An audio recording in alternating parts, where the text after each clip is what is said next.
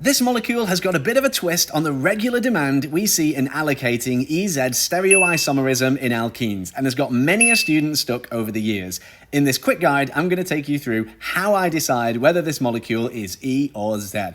And first off, I'm going to point out it definitely isn't cis-trans, and that's because I've not got an example of the same substituent group on each carbon atom in the C double bond C. However, what I do have are two different groups on each carbon in the C double bond C, so it definitely still has EZ. First off, as always, we allocate the high priority groups using the atomic numbers of the atoms immediately connected to each carbon in the C double bond C, following the Carn-Ingold Prelog rules. That's the CIP rules. Focusing on the left carbon first in the C double bond C, we've got the H is 1 versus the carbon's 6. 6 is greater than 1, quick maths, and so that means the CH3 group can be allocated as higher priority. When we move over to the right-hand carbon though, well, there are two carbons. We've got a carbon going to the top and a carbon going to the bottom. So what are we meant to do? Don't panic.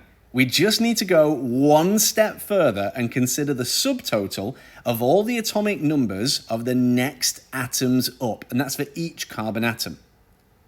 Let's start with the bottom right. This gives us a subtotal of 13, so how do I get to that?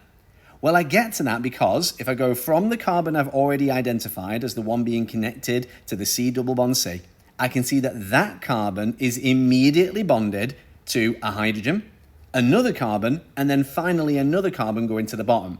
That means I've got a 1 from the hydrogen, a 6 from the next carbon, and a 6 from the other next carbon up. That gives me a subtotal of 13. What about the top one? Well, I've got a 6 from the next carbon up, and then 2 hydrogens on that carbon as well, which each carry 1. That gives me a subtotal of 8 from the top right-hand one.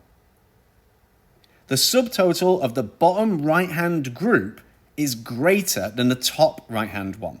So that makes the bottom right-hand corner group the higher priority, and allocates this molecule as a Z stereoisomer.